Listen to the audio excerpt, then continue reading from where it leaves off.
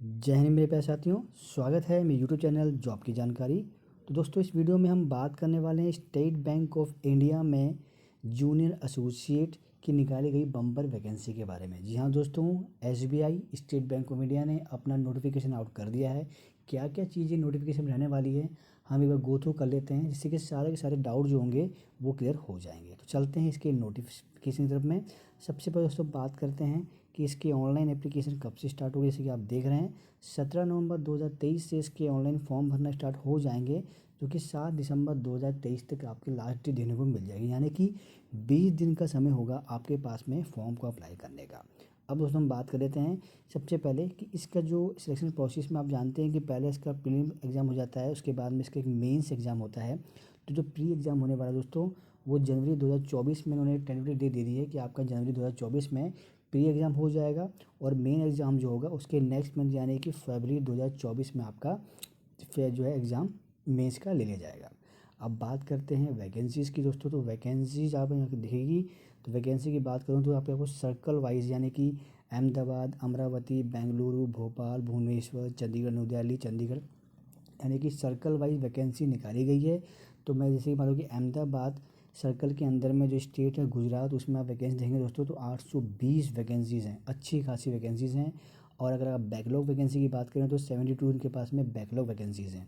वहीं बात करें अगर आप अमरावती आंध्र प्रदेश के अंदर में तो 50 वैकेंसीज़ हैं, बेंगलुरु के अंदर में 450 vacancy, Madhya Pradesh 288, Chhattisgarh 212, Orissa 72, Haryana 267, Jammu and Kashmir 88, Himachal Pradesh 180 vacancy, Ladakh 50 vacancy, Punjab 180 vacancy. यानी कि मैं कहूँगा कि आप जब इसको स्क्रॉल डाउन करेंगे तो लगभग सारे के सारी स्टेट में जो है वैकेंसी निकाली गई है।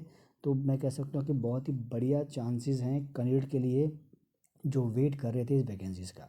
अब दोस्तों वैकेंसी देख लिया आपने, जैसे बताया था मैंने आपको 8,283 वैकेंसी जो है वैकेंसी आपको देखने को मिल रही है, जो कह सकते हैं कि बम्पर वैकेंसी है।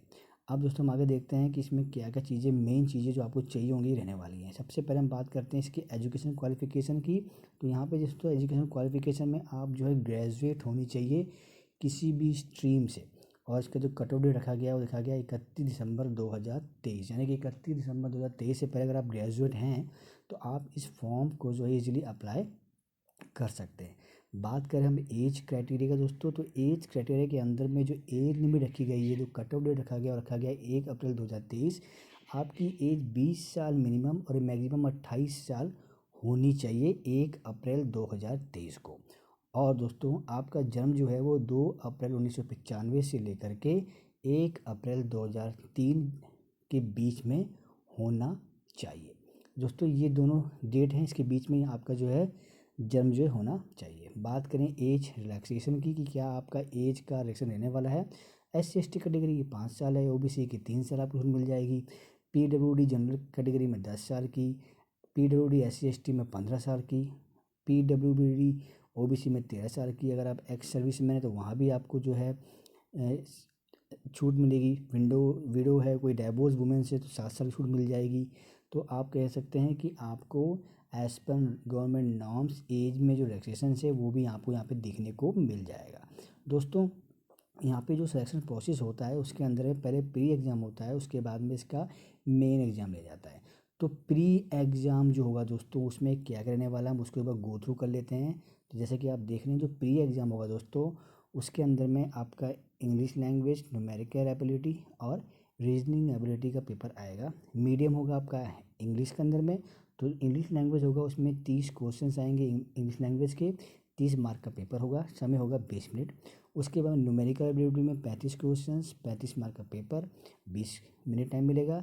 और रीजनिंग एबिलिटी भी 35 क्वेश्चंस आएंगे, 35 मार्क का पेपर होगा, 20 मिनट का टाइम होगा। यानी कि 100 क्वेश्चंस आएंगे, 100 मार्क का पेपर होगा और 1 घंटे के अंदर में आपको इस पेपर को करना होगा। बात करें कि क्या इसमें नेगेटिव मार्किंग होगी दोस्तों, तो जी हाँ दोस्तों, अगर आप एक क्वेश्चन गलत करते हैं तो 1/4 ऑफ द मार्क जो होंगे उसमें आपका नेगेटिव मार्किंग यानी कि आपका मार्क कट हो जाएगा। तो पेपर आपको ध्यान से देना होगा। अब मान लीजिए अगर मैं प्रीलिमिनरी एग्ज़ाम पास कर लिया दोस्तों, तो नेक्स्ट जो आपका जो मेंस एग्ज़ाम होगा तो उन्होंने साफ कर दिया कि मेंस एग्ज़ाम के लिए वैकेंसीज़ का 10 टाइम्स जो है क्वालिफाई किया जाएगा मेन एग्ज़ाम के लिए। अब जब मेन एग्ज़ाम होगा दोस्तों जो फरवरी में होने वाला है, जो मैंने बताया था नोटिफिकेशन में, तो मेंस एग्ज़ाम के अंदर में क्या क्या चीज़ रहेंगी, आपका जनरल अवेयरनेस, फाइनेंशियल अवेयरनेस का पेपर होगा। 50 क्वेश्चन होंगे, 50 मार्क का पेपर होगा और टाइम होगा 35 मिनट का। उसके बाद में जनरल इंग्लिश का होगा, आपका मीडियम जो एग्ज़ाम होगा इंग्लिश का ही होगा। 40 क्वेश्चंस होंगे, 40 मार्क का पेपर होगा, 35 मिनट का टाइम दिया जाएगा। क्वांटिटिव एप्टीट्यूड के अंडर में 50 क्वेश्चन, 50 मार्क का पेपर, 45 मिनट का टाइम मिलेगा।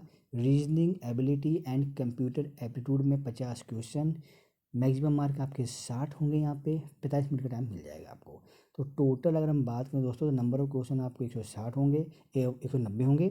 200 मार्क का पेपर होगा, यानी कि 2 घंटा 40 मिनट में इस पेपर को आपको कंप्लीट करना होगा। अब क्या यहाँ पे आपको जो नेगेटिव मार्किंग होगी, जी हाँ दोस्तों, सिर्फ प्रीलिम्स के अंदर में 1/4 मार्क नेगेटिव था, सेम चीज़ यहाँ भी है कि 1/4 मार्क जो होगा आपका प्रीलिम्स का, उसमें भी आपके मार्क्स जो है कट हो जाएंगे। तो पेपर को दोस्तों आपको बहुत ही ध्यान से देना होगा, नहीं तो कहीं ना कहीं दिक्कतें हो सकती हैं। एक चीज़ दोस्तों यहाँ पे अच्छी की गई है कि list of medium of examination according to state applied for. अब आपके पास में चॉइस रहेगी कि आप अपने अपने स्टेट के हिसाब से मीडियम ऑफ एग्ज़ाम को चूज़ कर सकते हैं। फॉर एग्ज़ाम्पल कोई आसाम का रहने वाला है तो वो इंग्लिश, हिंदी, आसामी और बंगाली में भी पेपर को दे सकता है। कोई गुजरात का रहने वाला है तो इंग्लिश, हिंदी, गुजराती दे सकता है। अगर कोई हरियाणा का रहने वाला है तो वो इंग्लिश, हिंदी, पंजाबी में भी दे सकता है। यानी कि ऑप्शन रहेगा उसके पास में कि वो एग्ज़ाम को जो है दे सकता है अपने लोकल लैंग्वेज के अंदर में। सिर्फ आपका जो इंग्लिश का पेपर होगा, यहाँ देखिए दोस्तों, इंग्लिश लैंग्वेज में इंग्लिश कर दिया गया है, और सेम चीज़ यहाँ भी जो है आपका जो इंग्लिश जनरल इंग्लिश है तो इंग्लिश का पेपर आपको इंग्लिश का होना है। बाकी जो पेपर होंगे वो आपकी लोकल लैंग्वेजेस जो दी गई हैं आपको चॉइस में, अब यहाँ चूज़ कर सकते हैं, दे सकते हैं कि मेरे स्टेट की कौन सी लैंग्वेज बताई गई है। उस हिसाब से आप जब फॉर्म भरे तो लोकल लैंग्वेज को चूज़ कर सकते हैं कि मुझे इस लैंग्वेज में है पेपर को देना है। उसके बाद में आपका एग्ज़ाम क्लियर हो जाएगा, फिर आपका डॉक्यूमेंट वेरिफिकेशन होगा और फिर बनेगी मेरिट लिस्ट। अगर आपके मेरिट में मार्क्स अच्छे आते हैं दोस्तों तो डेफिनेटली आपको कॉल लेटर इशू किया जाएगा और आप स्टेट बैंक ऑफ इंडिया में ज्वाइनिंग कर लेंगे। तो दोस्तों ये प्रोसेस आपकी यहाँ पे रहने वाली है। बात करें बेसिक पे की, तो आपकी स्टार्टिंग जो बेसिक पे होगी वो 19,900 रुपये से स्टार्ट हो जाएगी।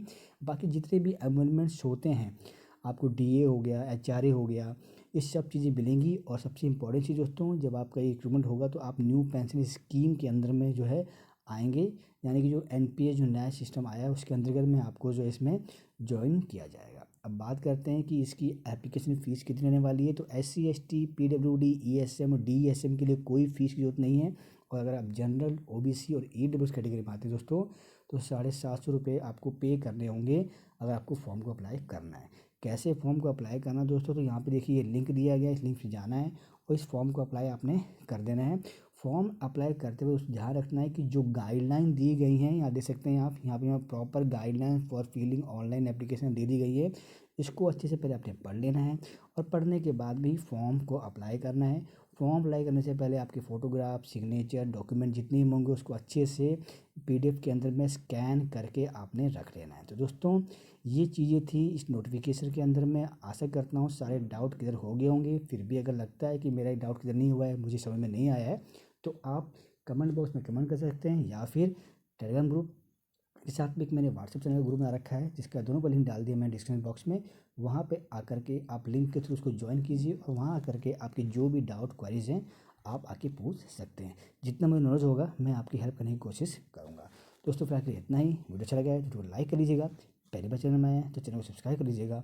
मिलेंगे नेक्स्ट अपडेट वीडियो के साथ, जब तक के लिए जय हिंद।